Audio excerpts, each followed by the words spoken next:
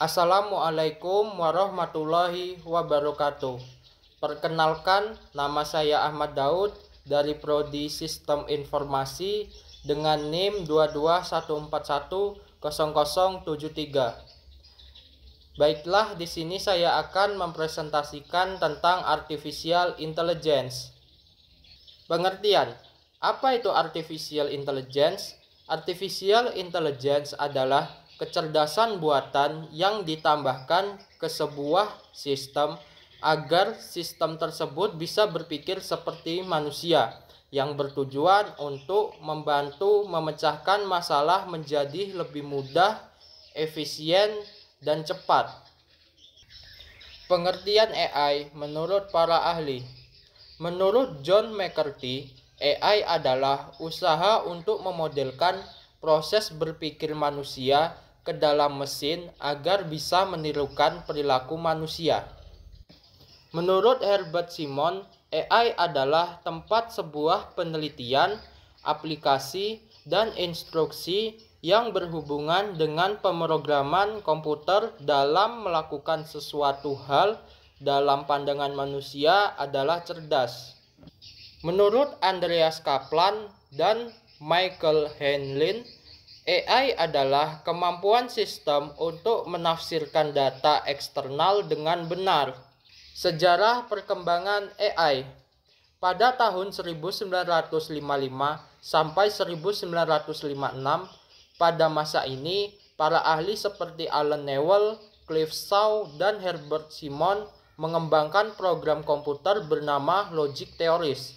Saat Logic Theories dipresentasikan di sebuah konferensi, disinilah pertama kali istilah Artificial Intelligence muncul, dan AI menjadi suatu bidang studi.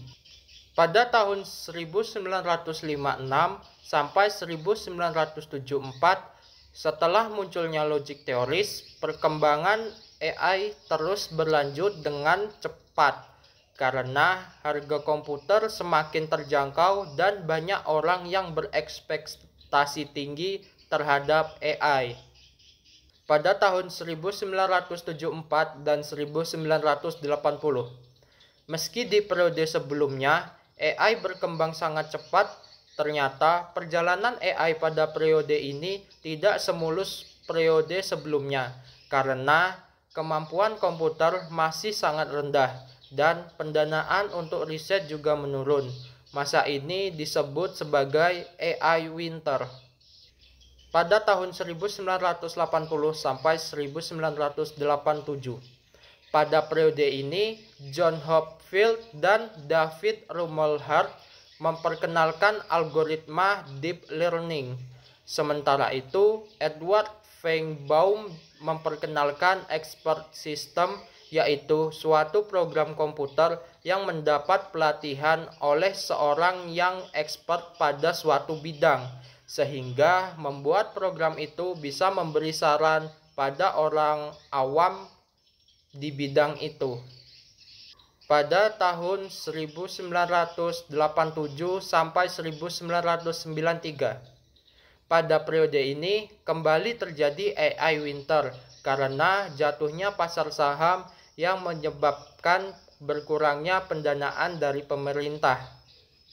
Pada tahun 1997, pada tahun ini kemampuan komputer telah meningkat yang berdampak pada perkembangan besar pada program komputer buatan IBM bernama Deep Blue. Program ini berhasil mengalahkan juara catur dunia Garry Kasparov. Dengan pencapaian besar ini, AI kembali populer. Pada tahun 2010 sampai sekarang. Pada tahun ini merupakan puncaknya perkembangan AI karena adanya penemuan kartu grafis atau GPU atau Graphic Processing Unit dan masifnya data yang tersedia.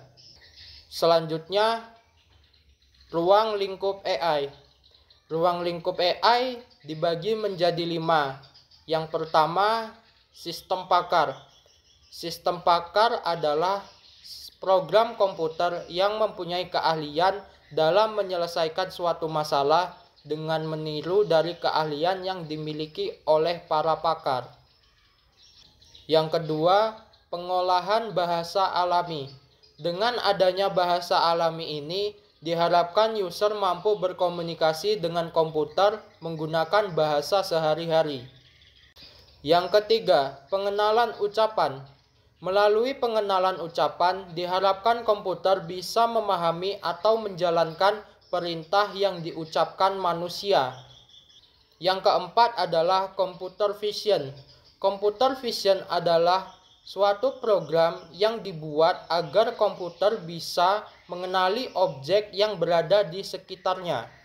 Dan yang kelima adalah Intelligent Computer Aid Instruction. Komputer bisa digunakan sebagai pelatih dan juga pengajar. Manfaat AI. Yang pertama, penelitian dan analisis data. Teknologi AI dan machine learning dapat digunakan untuk menganalisis data dengan lebih efisien. Hal ini dapat membantu untuk membuat model prediktif dan algoritma untuk memproses data dari memahami hasil potensial dan tren dan skenario yang berbeda. 2. Memecahkan masalah kompleks.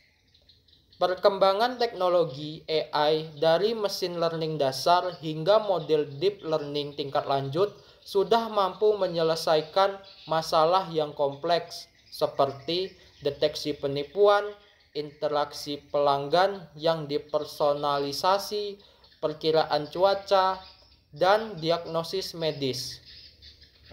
3. Pengambilan keputusan yang cerdas. Selama AI tidak diprogram untuk meniru emosi manusia, AI akan tetap tidak memihak pada masalah yang sedang dihadapi. Teknologi AI dapat mengkoordinasikan pengiriman data, menganalisis tren, mengembangkan konsistensi data, memberikan perkiraan, dan mengukur ketidakpastian untuk membuat keputusan yang terbaik. Selanjutnya, contoh penggunaan AI. 1. Deepfake. Salah satu contoh dari AI adalah teknologi deepfake yang dimiliki oleh Facebook. AI ini berfungsi untuk mengenali wajah pada foto. Dengan ini, kita tidak perlu lagi menandai orang secara manual. 2. Rekomendasi e-commerce. Saat kita sedang berbelanja di salah satu e-commerce, pasti ada produk yang muncul untuk direkomendasikan. Yang direkomendasikan produk tersebut bukanlah orang yang memprediksi kira-kira apa yang akan kita beli, melainkan itu adalah sebuah AI. 3. Asisten virtual. Ada banyak penyedia asisten virtual seperti Google Assistant, Siri, atau Alexa. Seperti asisten pada umumnya, asisten virtual ini juga bisa diajak berinteraksi. 4. Fitur email di Gmail. Google menggunakan AI untuk mencegah spam dan memastikan bahwa semua email yang diterima dalam kotak masuk bersifat asli. 5. Discover Weekly di Spotify. Playlist Discover Weekly yang dirilis Spotify pada tahun 2015 lalu mampu menggabungkan rekomendasi yang sesuai dengan bantuan AI. 6. Navigasi. Penggunaan navigasi dalam kehidupan sehari-hari untuk melakukan perjalanan berkaitan dengan AI. AI akan menganalisis data untuk menemukan rute tercepat dan memberikan arahan navigasi untuk mencapai tujuan yang diinginkan. Alasan pentingnya AI. 1. Mengotomatisasikan proses pembelajaran dan penemuan melalui data. 2. Menambahkan kecerdasan pada produk yang sudah ada. 3. Algoritma beradaptasi dengan pembelajaran progresif untuk memungkinkan data melakukan pemrograman. 4. Menganalisis data lebih banyak dan lebih dalam dengan neural network yang memiliki banyak lapisan tersembunyi. 5. mencapai akurasi luar biasa melalui deep neural network yang sebelumnya tidak mungkin dilakukan. 6. Memanfaatkan data secara maksimal. Dampak positif AI. 1. Bisa menyimpan data yang tak terbatas. 2. Mampu menjalankan tugas yang berulang-ulang. 3. Tepat dan akurat dalam menjalankan tugasnya. 4. Bisa digunakan kapan saja. 5. Bisa bekerja 24 jam.